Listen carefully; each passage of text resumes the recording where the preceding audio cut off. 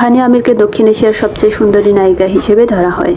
যদিও অনেকেরই প্রশ্ন, হানিয়াকে যতটা সুন্দর দেখানো হয়েছে এবং তার সৌন্দর্য নিয়ে যতটা হাইপ তৈরি করা হয়েছে, বাস্তবে কি তিনি সত্যিই ততটা সুন্দর? সমালোচকদের অনেকেই মনে করেন তার সৌন্দর্যের 10% ন্যাচারাল হলেও বাকি 90%ই আর্টিফিশিয়াল। তার চেহারা নিয়ে বিভিন্ন সময় নানা ধরনের কসমেটিক সার্জারি, বোটক্স এবং ফর্সা হওয়ার ইনজেকশন নেওয়ার অভিযোগও উঠেছে। হানিয়ার ছোট ছোট চোখ এবং গালের ডিম্পলকে অনেকেই খুবই অস্বাভাবিক ও বিশ্রী মনে করে। যদিও ওগুলোকেই তার সৌন্দর্যের অন্যতম আকর্ষণ হিসেবে প্রচার করা হয়, সার্জারির আগে তার চেহারায় তেমন কোনো আকর্ষণ ছিল না বলেও অনেকে মন্তব্য করেন। সার্জারির পর তার চেহারায় যে পরিবর্তন এসেছে, সেটাকেই মানুষ পরবর্তীতে তার সৌন্দর্যের প্রধান কারণ হিসেবে দেখতে শুরু করে। অতিরিক্ত ফর্সা চেহারার কারণে তাকে অনেকের কাছেই সুন্দর মনে হলেও ফেস কাটিংয়ের দিক থেকে তিনি অনেক অভিনেত্রীর থেকে পিছিয়ে, এমন ধারণাও রয়েছে দর্শকদের একটি অংশের।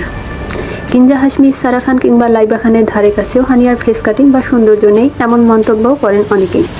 বিশেষ করে কিঞ্জা হাশমির একদম নিখুঁত ফেস কাটিং অনেকের কাছেই নজর কাড়া। এছাড়া মমিনা ইকবালের মতো সুন্দরী অভিনেত্রী থাকা সত্ত্বেও হানিয়া আমিরকে নিয়ে এত হাইপ কেন, সেটাই প্রশ্ন। এর অন্যতম কারণ হতে পারে হানিয়ার সোশ্যাল মিডিয়া উপস্থিতি। ইনস্টাগ্রামে তার বিভিন্ন কর্মকাণ্ড, ফাজলামি এবং বেখেয়ালি আচরণ তাকে সবসময় আলোচনার মধ্যে রাখে।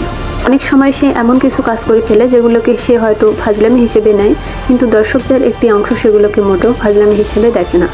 ধর্মীয় বিষয় নিয়েও তার কিছু কর্মকাণ্ড ও মন্তব্য নিয়ে সমালোচনা হয়েছে। সমালোচকদের মতে ধর্মীয় কিংবা সামাজিক কোনো বিষয়কেই সে অনেক সময় গুরুত্বের সঙ্গে নেয় না এবং নিজের মতো করে বেখেয়ালি অশ্লীল জীবনযাপনকেই উপভোগ করে।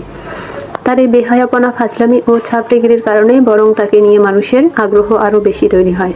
তাকে ট্রোল করতে গিয়েই সে জনসম্মুখে আরও বেশি আসে এবং এমন কর্মকাণ্ডের কারণে বারবার আলোচনায় থাকে। মূলত আলোচনায় থাকার জন্যই সে এরকম বেহায়াপনা করে। অর্থাৎ তার জনপ্রিয়তার একটা বড় অংশই যেন প্রশংসার পাশাপাশি ট্রল ও বিতর্ক নির্ভর।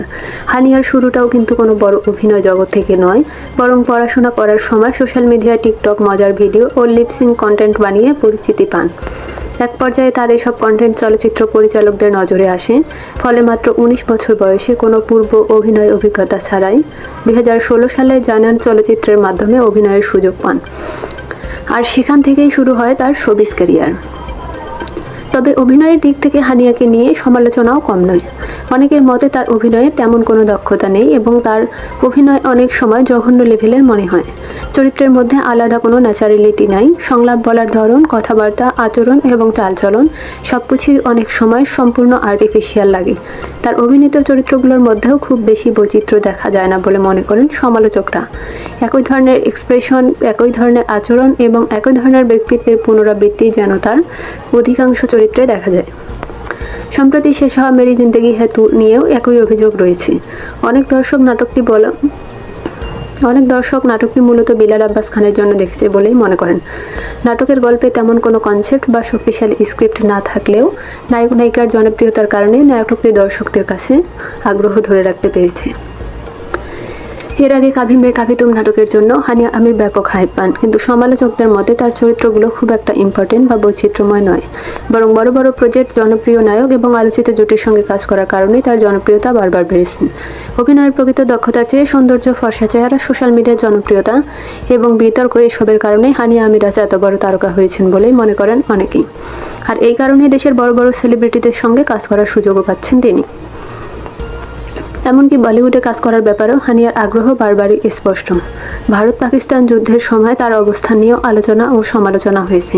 ফলে বলিউডে যাওয়ার আকাঙ্ক্ষা, সোশ্যাল মিডিয়ায় আলোচিত থাকার প্রবণতা এবং বড় বড় প্রজেক্টে কাজ করার সুযোগ সবকিছু মিলিয়েই তৈরি হয়েছে হানিয়া আমিরের বর্তমান হাইপ।